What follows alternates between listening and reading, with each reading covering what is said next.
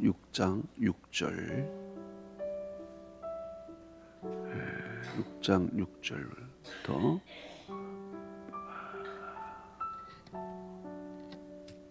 9절까지 있습니다. 시작. 만군의 여호와께서 이와 같이 말하노라. 너희는 나무를 베어서 예루살렘을 향하여 목책을 만들라. 이는 넓받을 성이라.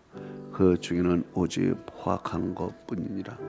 샘이 그 물을 솟구쳐 냄같이 그가 그 악을 드러내니 폭력과 탈취가 거기에서 들리니 질병과 살상이 내 앞에 계속하느니라.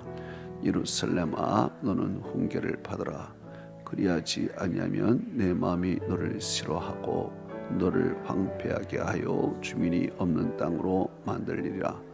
만군의 여호와께서 이와 같이 말씀하시되 포도를 따듯이 그들이 이스라엘의 남은 자를 말갛게 주리라. 너는 포도 따는 자처럼 네 손을 광주리에 자주자주 놀리라 하시나니. 아멘.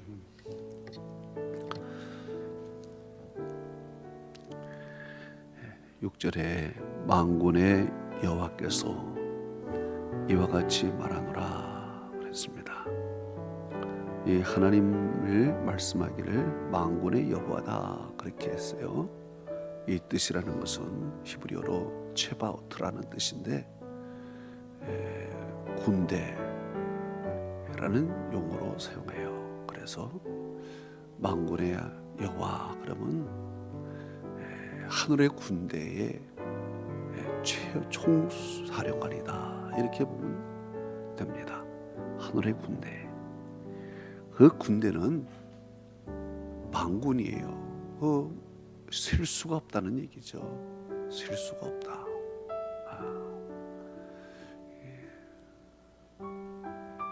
도저히 그 힘은 이 우주 어디에도 그 힘을 이겨낼 그러한 영적 존재, 그런 사람들도 없다는 거예요. 그러니까 만군의 여호와, 구약에서 만군의 여호와 그러면 전쟁할 때 나오는 용어예요. 만군의 여호와께서 나와 함께 하신다. 그러면 하나님의 군대가 나와 함께하니 나는 반드시 승리한다. 이런 뜻이에요. 그래서 여러분들도 기도할 때 만군의 여호와 하나님 그러면 하나님 내가 지금 어려움에 처해 있습니다. 주님 나에게 나와 함께 하소서 나를 승리하게 하여 주옵소서. 만군의 여호와 하나님 나를 긍휼히 여겨 주옵소서. 그러면 하나님의 군대가 임하게 되는 것이에요. 여러분 눈에는 보이지 않죠? 마치 엘리사의 눈에는 하늘의 불병거와 불말이 그 산을 쫙 둘러쌌지요. 그러나 게하시의 눈에는 보이지가 않아요. 엘리사의 눈에만 보이는 거예요. 그러니까 여러분의 눈에 보이지 않는다고 해서 없는 것이 아닙니다. 여러분이 만군의 여호와 하나님의 이름을 부르면 하나님께서 천군 천사 하나님이 보내주시고 반드시 승리하게 해주시는 것입니다. 그래서 만군의 여호와께서 이와 같이 말하노라. 너희는 나무를 베어서 예루살렘을 향하여 목책을 만들라. 이는 벌받을 성이라. 그 중에는 오직 포악한 것뿐이라 그래요. 이 하나님께서 바벨론을 향하여 명령하는 내용입니다. 뭐라 그랬습니까? 너희는 나무를 베어서 예루살렘을 향하여 목책을 만들라 그래요. 그러니까 성이 있어요. 예루살렘 성이 있으면은 그 주위에 성 밖에 그 주위에 나무들이 있습니다. 나무들. 그러면은 이제 그 예루살렘 성을 치러 온 군사가 나무를 다 팹니다. 나무를 싹 베요. 그 나무를 베는 이유는요, 이제 적들의 동태를 잘 살피기 위해서예요. 성 안의 동태를. 그래서 성 안에 어떤 일이 있나, 누가 도망을 갔나 감시하기 위해서 이 나무를 피해요. 그래서 나무가 시야에 방해가 되니까 나무를 팹니다. 또한 화살을 쏴야 되는데 그 나무가 앞에 있으면은 화살 쏘기가 어렵죠. 그러니까 공격하기 위해서 나무를 베는 거예요. 또 세 번째는 나무를 베어서 공격용 무기를 만들어요. 화살도 만들고, 그리고 오늘 뭐라 그러냐, 목책을 만들라 그랬습니다. 목책. 이것은 토둔이나 똑같은 거예요. 토둔이래 무엇입니까? 토성이죠. 그러니까 성 높이만큼 바깥에서 토성, 흙으로 성 높이를 쌓는 거예요. 그래서 성과 성끼리 같은 높이끼리 공격을 하는 거고, 이제 이것이 결국에는 성 안으로 들어가게 되는 관문이 되죠. 그래서 나무를 베가지고 나무를 이렇게 탑처럼 쌓는 거죠. 탑처럼 쌓아서 토성같이 높이 만들어서 그 성과 이렇게 대치할 수 있도록 그 목책을 만들라. 이는 벌받을 성이라. 그 중에는 포악한 것뿐이라. 그러니까 하나님께서 이스라엘에게 벌 주기 위해서 어떻게 하라고 적군에게 다 가르쳐 주는 거예요.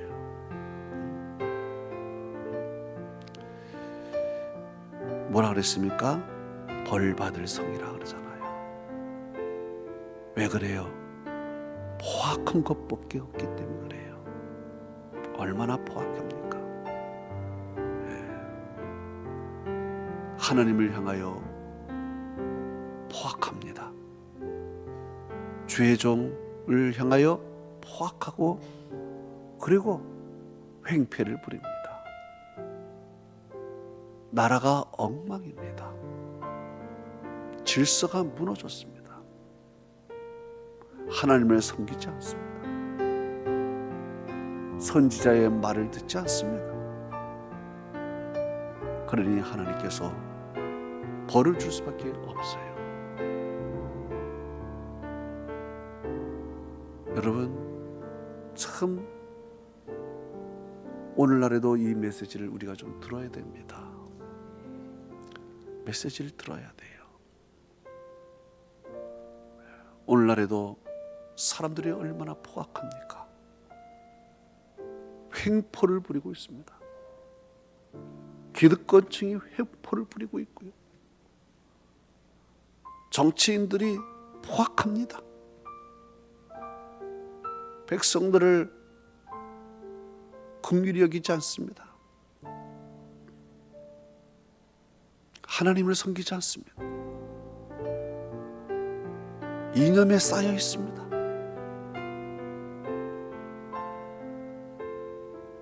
그리고 네 편 내 편 딱 갈라져 있습니다. 얼마나 횡포가 횡행한가요? 포악합니다. 무서워요.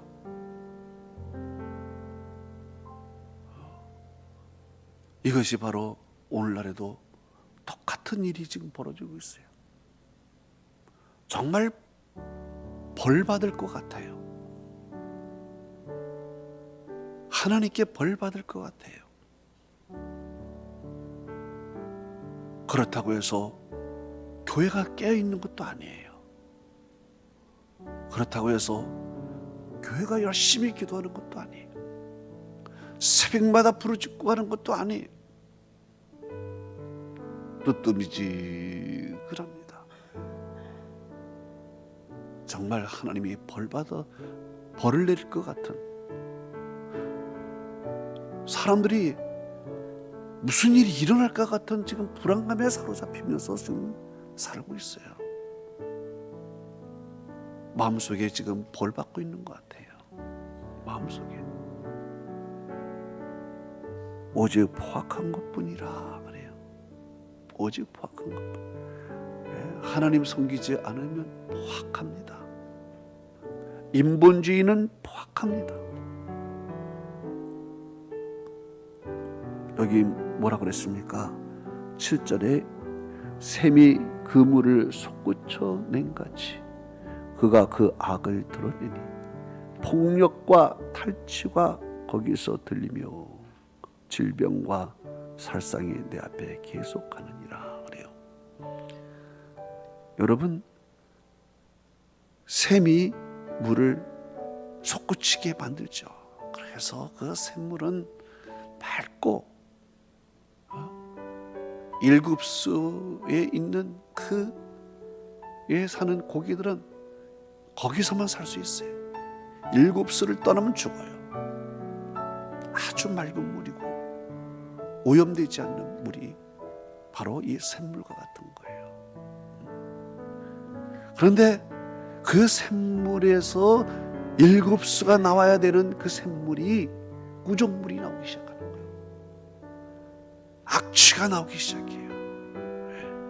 그러면 거기서 사는 일급수에서 사는 고기들은 다 죽어요. 다 죽어요. 그뿐만 아닙니다. 주위가 다 오염이 되는 거죠. 강물이 오염이 되는 겁니다. 바다가 오염이 돼요. 가장 사람에게 필요한 것이 물인데 물이 오염이 되면 어떻게 되겠습니까? 그래서 악을 드러내 폭력과 탈취가 거기서 들리는 거예요. 샘이 나와야 되는 건데 거기서 폭력과 탈취, 질병과 살상 이런 것들만 솟아나오기 시작합니다. 여러분 어떻게 세상에 살 수 있겠습니까?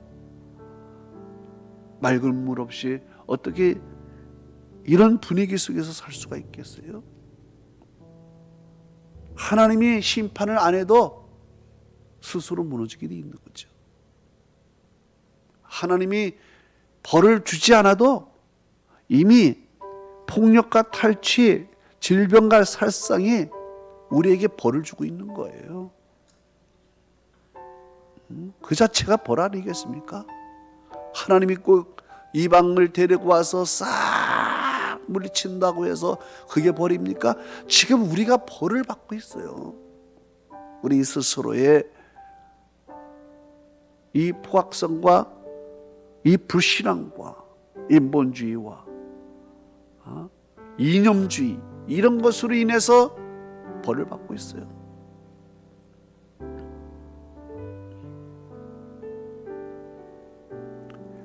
절에 보십시오. 예루살렘아 너는 훈계를 받으라. 그리하지 아니하면 내 마음이 너를 싫어하고 너를 황폐하게 하여 주민이 없는 땅으로 만들리리라 그래요. 여기에서도 계속 하나님께서는 길을 보여주십니다. 훈계를 받으라 그래요. 이것이 살 수 있는 길이, 이것이 지금이라도 하나님의 말씀을 들어야 됩니다. 그래야 하나님이 방향 지시를 해 주십니다. 피할 길을 내어 주십니다. 하나님은요, 우리가 죽는 순간까지라도 하나님은 긍휼을 잃지 않으세요. 끝까지 말씀하시고 끝까지 길을 보여주시고, 진노 중에서도 긍휼을 잃지 않으십니다. 하나님은 오늘날에도요, 이 죄 종들을 통해서 오늘도 계속 말씀을 하고 계세요.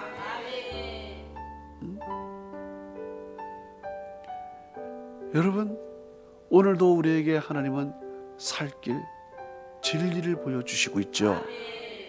이것을 들어야 돼요. 그리하지 아니하면 그러잖아요. 훈계를 받으라. 그리하지 아니하면 내 마음이 너를 싫어하고 그러잖아요. 하나님 말씀을 듣지 않으면 하나님이 싫어한대요. 하나님이 싫어하면 어떻게 하겠습니까? 창조주 하나님, 생사화복을 주장하시는 하나님이 우리를 싫어하시면은 죽음밖에 없는 것이고 복이 없는 것이고, 역사의 주인이신 하나님이 우리를 싫어하면 역사의 문을 닫을 수밖에 없죠. 그래서 성경은 우리 보고 계속 하시는 말이 하나님을 기뻐하게 하라 하십니다. 하나님을 기뻐해야 돼요. 여러분 마음속에 하나님을 기뻐하시기 바랍니다. 하나님도 기쁜 거예요. 하나님이 기쁘시면은 우리에게 복을 내려주지 않겠습니까? 왜 사람들은 싫어하는 일만 하는지 몰라. 왜 사람들은 하지 말라는 하는 일은 그렇게 재미있는 줄 몰라. 그 학생들을 보니까요. 학생들 보니까 참 우리 고등학교 때 말이에요. 교복 입고 말입니다. 지금은 뭐 아주 방임하고 자유가 넘쳐나서 다니지만 옛날에는 아주 교련 선생님 이런 선생님들이 아주 우리를 무섭게 됐잖아요. 그래서 영화 구경도 못 가게 만들었잖아요. 그런데 이상하게요, 교복 입고 영화 구경을 몰라가면은 거기에 아주 재미가 있어요. 거기에 아주 하지 말라는 일을 몰라면은 스릴이 있는 거야. 스릴이 있는 거예요. 저도 한번 걸려봤어요.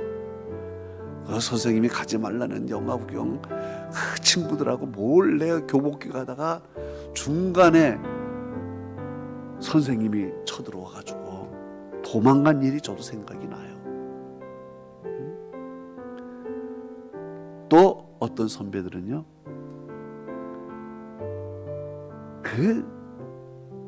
절대로 학생은 담배 피지 말라 그랬거든요.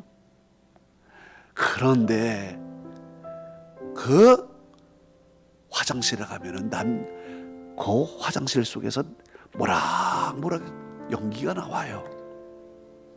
야, 걔 보면은 그냥 두 명이 앉아가지고 서가지고 서로 담배를 피는. 물어봤어요. 어떠냐고. 재미있대요. 아주 스릴이 있대요. 선생님에게 들킬까 말까 하는 거. 그러면서 계속 하는 거예요. 여러분, 사람이 싫어하는 일을 하면요, 재미가 있나 봐요.